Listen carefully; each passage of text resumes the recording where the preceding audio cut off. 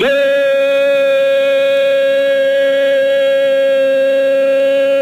morning, Vietnam. It's just a smidgen past 5 after 6, and here we go with another day's version of the Dawn Buster Show from Armed Forces Radio.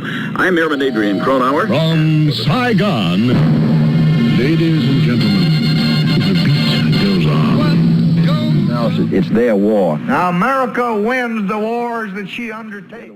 The Vietnam War was a brutal time. Men between the ages of 18 and 35 were forced to fight, and the war raged on from 1959 to 1975. Many soldiers were killed in combat, and the ones that survived were not so lucky either.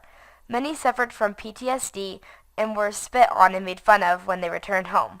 Lots of people hated the idea of America fighting in the war, even though it wasn't the soldiers' faults.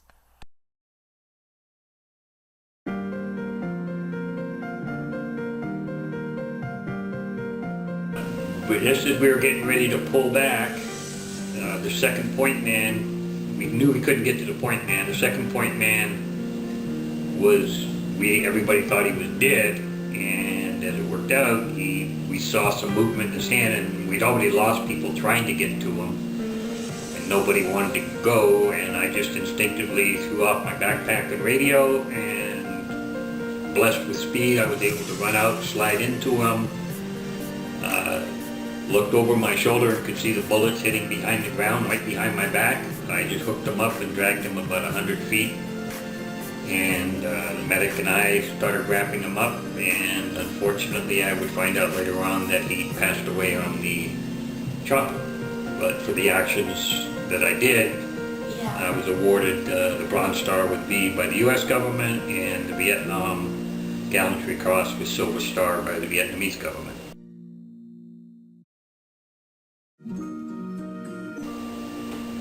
You don't act heroically, you just react.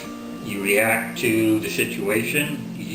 We knew we were bringing in a napalm attack, and if you got somebody alive, you don't want to leave them out there. Napalm will burn instantaneously to the ground everything that's in its track.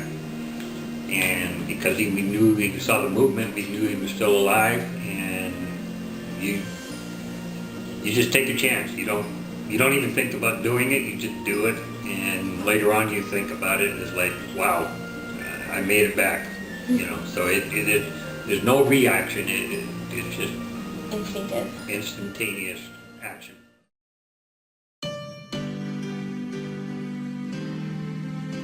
When we found out later on that President Johnson had stopped the bombing of the North right after the first Tet Offensive, but we on the ground never knew that.